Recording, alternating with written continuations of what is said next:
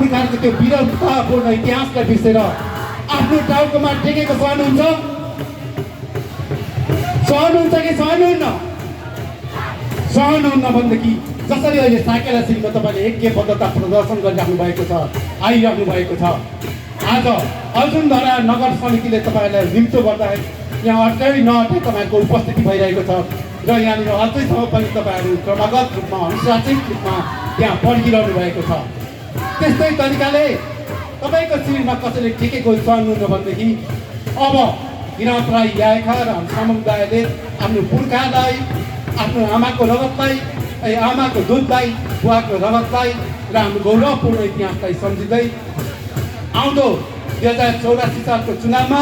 र याइखाले आह्वान गरेको हरेक आन्दोलनमा तपाईँहरू सशक्त रूपमा उपस्थित हुनुहुन्छ भन्ने म पूर्ण विश्वास गर्छु। र गत सालको चैत्र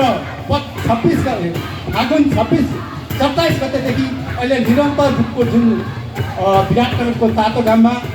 र गमकदेखि लिएर विभिन्न जिल्ला सदरमुकामहरूमा र बन्दको कार्यक्रममा तपाईँहरू जुन तरिकाले उपस्थिति भइराख्नु भएको छ र 68 जनाले खुन बगाउनु भएको छ, कुटाइ खानु भएको छ, 17 जनाले चाहिँ जेलको मुद्दा खेपिरहनु भएको छ, 1 जना गार्जियन शहीद हुनुभएको छ। उहाँलाई म शहीद गार्जियनलाई पुनः स्मरण गर्दै उहाँप्रति सम्मान पनि व्यक्त गर्न चाहन्छु र पोल कुटाइ खानुहुने, जेलमा जानुहुने र मुद्दा खेपिनुहुने सम्पूर्ण तपाईँहरूलाई र तपाईँहरू नखाए पनि तपाईँहरू विराटनगरमा गएर चाहिँ त्यो तातो घरमा जुन खट्नुभयो, लड्नुभयो, त्यसमा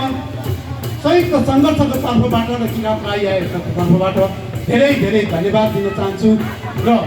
आगामी दिनमा पनि तपाईँहरूको यस्तै सक्रिय उपस्थित होस् भन्ने पनि उपस्थित होस् भन्ने पनि अपेक्षा गर्न चाहन्छु, अनुरोध गर्न चाहन्छु।